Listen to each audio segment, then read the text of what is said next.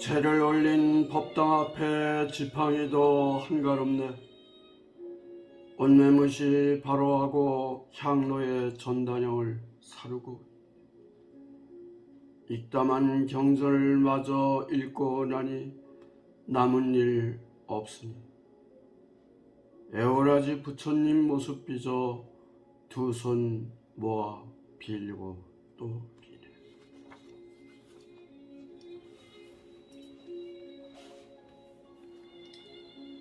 재파당전 석장아니여 정장 노합 잡은다. 잔경 동료 무효사여 요소 원용 합장. 상유사 의회편 양지 사섭 부분과 관련한 이런 선사의 찬시였습니다. 여기 재파당전 석장안의 당전, 특히 당이라고 하는 것은 선덕여왕 원년에 632년이죠. 그때 처음으로 세웠던 영묘사의 법당을 말하는 것이고, 석장에는 지팡이란 말인데 이 영묘사에 머물면서 장육삼 존상을 만들고 여러 가지 그 불사를 일으켰던 양지 스님이 가지고 있던 그 마법의 지팡이를 말하는 것입니다. 정장 노합 잡은다 할 때 노합은 이 오리합자 아닙니까? 화로자. 오리처럼 생긴 향료를 말하는 것이고, 단은 박달나무 단자지만 전단향, 향나무입니다. 이 향의 재료인데 그런 전단향의 그런 그 향료를 사르고 있다. 어디에? 오리 향로에. 그 다음에 료소 원용 합장간. 원용이라고 하는 것은 둥글 원자 얼굴 용자 아닙니까? 그러니까 양지 스님이 만들었던 장육삼 존상의 부처님의 불상의 얼굴이고, 그 얼굴 뒤에 이렇게 둥그렇게 보이는 광채가 있는 원광을 말한다고 봐야 되겠죠.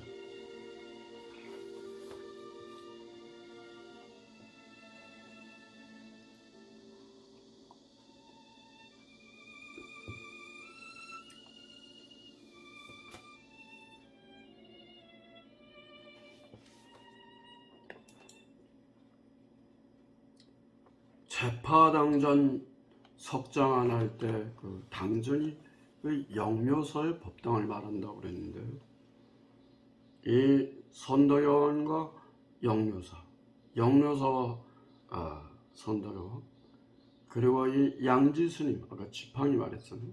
이는 아주 인과관계가 있어요. 여기에 그 영묘사를 보면 이게 홀령령자, 신령할 영자의 약자인데요. 영묘사, 말하자면 그렇게 신령하고 영험하고 묘한 이적이 깃들어 있는 절이다.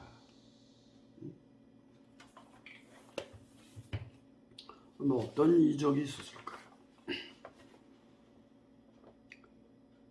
처음에 이 영묘사를 세울 때 이 영묘사의 자리는 동국여지 승람에 따르면 경주부의 서쪽 오리쯤에 있었다. 그러니까 오늘날로 말하면 국립경주박물관 옆으로 흐르는 당시에는 모기문자, 내천자, 문천이라고도 했지만 흔히 남천이라고 부르고, 그 남천과 형산강의 줄이었던 서천이 만나는 그 얼음쯤이라고 보면 되겠죠. 그런 큰 어떤 웅덩이 같은 그런 그 아마 연못이 있었던 것 같습니다. 그러니까 이 웅덩이를 어느 정도 이제 메우고 그 자리에다가 영묘사를 세울 때 이야기입니다. 머리두자 두들이라고 하는 귀신을 활용해서 영묘사의 자리를 말하자면 그 웅덩이를 메워가지고 거기다 영묘사를 지었다라는 얘기죠. 또 이 영묘사와 관련은 삼국유사의 그 선덕여왕 직위 삼사라고 하는 부분을 보면 이 영묘사의 아까 그 주의가 구슬옥자, 문문자, 못지자, 옥문지라고 하는 연못을 말하는데 선덕여왕 원년 시절인데 아마 몇 년이 지났든지 아주 정확한 연대는 없지만은 어느 해인가 동지서달에 글쎄 그 추운 겨울에 옥문지에서 사흘나흘 개구리 소리가 와글와글 들린다. 개굴. 응? 그러한 동지서달에 옥문지에 개구리 소리가 난다라고 하는 것이 입에서 입으로 전해가지고 궁궐까지 들어간 거예요. 조정회에서 대신들이 물었습니다. 이러이러한 그 뒤숭숭한 정보가 있는데 이런 소문이 있는데 이걸 어떻게 하면 좋겠습니까? 이제 여자로서 처음으로 왕이 된 사람 아닙니까? 세 분의 임금이 있었잖아요. 여성으로서 선덕, 진덕, 진성. 이 선덕왕이 왕명으로 알천과 필탄 두 장수를 오라고 했습니다. 정예병 말타는 그 기병을 2,000명을 들 테니까 지금부터 서천을 건너가서 계진여자, 뿌리근자, 골국자, 여운국을 찾아가서 거기에 아마도 백제의 군사들이 매복해 있을 것이니까 급습을 해가지고 그렇게 퇴치를 하는 것이 물리치는 것이 좋겠다. 뭐 왕명인데 안 할 수가 없지 않습니까? 그래가지고 이 알천 필탄 두 장수가 2,000명의 기병을 들이 말탄 기병 2,000이지 이건 하나의 대부대 아닙니까? 오늘날만이 탱크 부대나 비슷한 거죠. 전차 부대. 정말 그 여운골 찾아가서 선발대로 와 있었던 500명의 백제 군사와 그 군사를 이끄는 우서 장군을 모두리 다 그 활로 쏘고 해가지고 다 그 물리쳤어. 다 섬멸을 했어. 바로 이어서 1,200명이나 되는 백제 군사들이 후원군이 후발대가 이제 합류하려고 오는 거죠. 그걸 알고 매복해 있다가 다 또 퇴치하거나 섬멸해 버렸어요. 다시 조정회의가 열렸어요. 참 놀랍잖아요. 대신들이 물었어. 그걸 어떻게 그렇게 알게 됐습니까? 이 말이 그렇지. 응? 개구리 소리가 개굴개굴 와글와글 울었다면 틀림없이 그것은 백제군이 쳐들어올지 모른다는 그런 하나의 군사 정보로 판단을 했고 구슬옥자, 문문자, 못지자, 옥문지. 옥문이라고 하는 것은 여성의 성을 말하는 것 아닙니까? 또 오늘날로 말하면 박목을 시인의 생가가 있는 그 남쪽 편 얼음에 여운곡이라고 하는 골짜기가 있어요. 그럴싸해서 그런지 차를 타고 지나가다 보면 그게 마치 여성의 성처럼 이렇게 두 다리 사이에 여성의 성으로 그렇게 볼 수가 있습니다. 가장 결정적인 것은 그 옥문이 여성의 성인데 여자의 성기인데 남자의 어떤 그 성기가 들어가면 거기서 체액이 나오는데 그 체액이 바로 이제 그 흰빛 아니냐. 그 책도 흰빛. 옥문의 옥자도 구슬 옥자도 흰빛.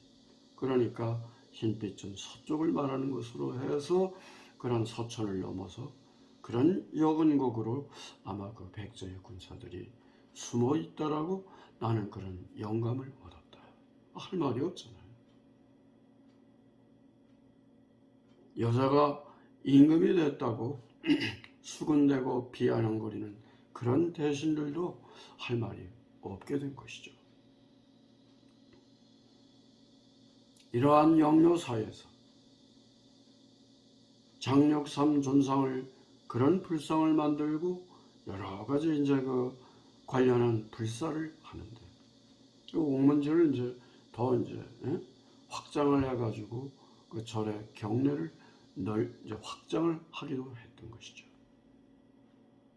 이때 아까 제파당전 석장안이라고 할 때 석장이 지팡이라고 그랬잖아요. 그게 양지 스님이 지니고 다니던 지팡이라고 그랬잖아요. 이 양지 스님은 당시로 말을 하면 아마 비유적으로 서양의 사람과 비유적으로 말을 하면 레오나르도 다빈치라고 봐야 될 겁니다. 신라의 레오나르도 다빈치였다. 글씨면 글씨, 그림이면 그림, 탑이면 탑, 기와장 만드는 것이면 아니야. 뭐 못하는 게 없어. 유니버설맨이야. 그래가지고 이 양지 스님이 가지고 있던 그 지니고 있던 지팡이에다가 거기다가 그 자루 이제 그 자루 대자로 나오는데 그런 포대를 걸어가지고 자루를 걸어서 단월 그러니까 신도겠죠. 영묘사에 다니는 그런 신도들을 대상으로 해서 그 지팡이가 다녀. 앞에서 소리가 나. 글쎄 그게 뭐 방울 소리인지는 정확히 알 수 없으나 소리를 내면 신도들이 그것을 알고 나와서 하여튼 곡식이면 곡식, 돈이면 돈. 그 영묘사의 불사를 함에 있어서 필요한 비용을 그렇게 이제 충당하는 그런 과정이죠. 뭐 지팡이가 다녔겠어요. 지팡이가 있는 곳이면 바로 이제 누군가는 스님이 있었다는 얘기 아닙니까? 그러니까 필요한 그런 어떤 물자를 그렇게 해서 다 이제 했고 이 영묘사의 그런 그 불사를 함에 있어서 옥문지에 그런 흙을 메워가지고 경내를 확대함에 있어서 많은 그 인적, 물적 자원이 필요하잖아요.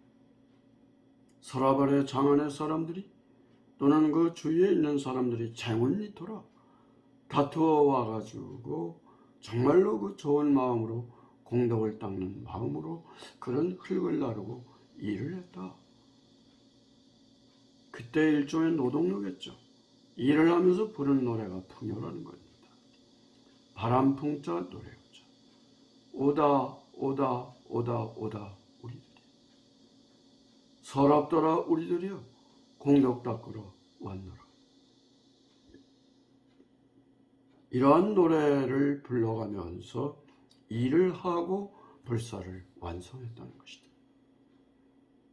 최근 김영애 선생의 연구에 따르면 먹고 살기도 힘들고 흉년이졌어요. 계속. 또 백제와의 어떤 물고 물리는 싸움 속에서 정쟁이 사회가 불안한데 그런데 무슨 불사를 한다고 사람들을 낳으라 그래서 이렇게 그 힘들고 어렵게 하느냐. 그러니까 오다 오다를 올레자 같을 여자 내여 내연데 그건 거꾸로다. 열애 열애 열애. 이것은 부처님의 대자대비의 뜻과 정면으로 반대되는 것이다. 훈점정이라고 해서 한자의 뜻과 소리를 섞어가지고 해석을 했었는데 이제까지 이 김 선생은 이 풍요와 같은 이런 향가들을 한자의 뜻을 중심으로 해서 표의 기능 중심의 그런 해석을 하는 것이 옳다. 나아가서 만엽집도 그렇게 함이 옳다는 주장이죠. 상당한 그 일리가 있는 관점입니다. 이제 같은 시기에 이런 지팡이, 이런 마법의 지팡이와 관련한 이야기가 또 있습니다. 물론 영묘사와 직결되어 있는 얘기는 아니죠. 영주 부석서의 얘기인데요. 당나라의 그 지엄 스님한테서 화엄학을 공부하고 돌아와서 왕명으로 그 신라 전국에다가 10개의 화엄 십차를 짓습니다. 의상대사가. 상문에서는 6개가 나오는데 가장 중심에 서 있는 것이 영주 부석사입니다. 그 산 너머 북쪽으로 산 너머 비마라사지, 이거 원주로 나와요. 그 기록에는. 대구의 옥천사, 오늘날에는 용천사로 이렇게 되어 있는데,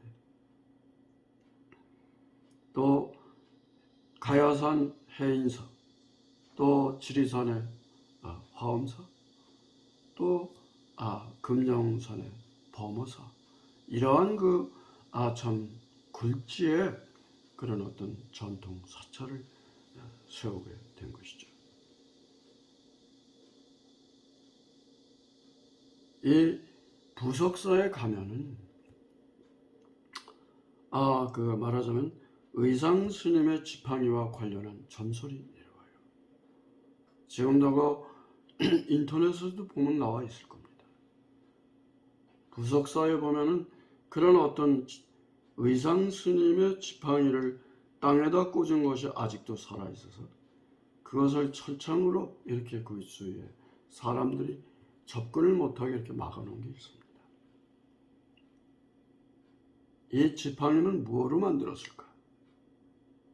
뼈고일자, 맡길 담자, 풀초자, 골담초라고 하는 나무, 이름이 풀초자지 나무입니다.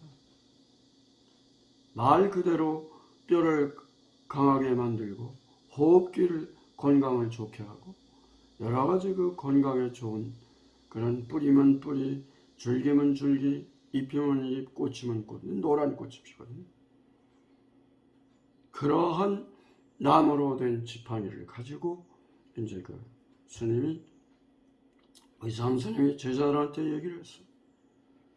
내가 중국을 거쳐서 인도를 다녀올 테니까 이 지팡이를 땅에다 묻고 가노라. 이 지팡이에서 뿌리가 나고 잎이 피고 꽃이 피면 내가 살아있다고 살아서 돌아올 거라고 생각해도 좋고, 그렇지 못하면 내가 죽었다고 생각하라. 지금까지도 살아있어요. 화엄이라는 게 뭡니까? 이게 바로 말하자면 어떤 대자대비의 부처님의 가르침을 실천하고 수행하고 정진해서 덕을 쌓고, 그래서 세상을 대자대비의 그런 참 아름답고 건전한 그런 이상사회, 대승 불교의 사회를 열어가는 것을 화엄학의 그런 기본이 있다고 생각해야겠죠. 화엄경이 그 화엄정의 뿌리입니다. 소이경전이라고 해서. 여기 부석사 있잖아요. 이 부석사라고 하는 이름이 이게 뜰부자 돌석자 아닙니까? 그냥 한자의 소리로 읽으면 부석사지만 이걸 이두시 읽으면 부돌입니다. 뜰부자 돌석자잖아요. 이 석자의 훈으로 읽으면 부돌이에요. 리을자는 잘 발음이 안 돼요. 중국 발음에서. 부도야. 말하자면 붓다죠, 붓다. 부처를 붓다라고도 하잖아요. 부디즘이라고 하죠. 붓디즘. 붓다, 부채, 부처. 오늘날은 부처가 된 거죠. 참으로 이러한 어떤 지팡이와 같은 이러한 어떤 그 영묘사의 이적이 있었음을 우리는 기억하면서 세상을 대자대비의 아름다운 그런 어떤 자애가 강물처럼 흐르는 사회를 만들어야 되지 않겠습니까? 건강하고 행복하세요.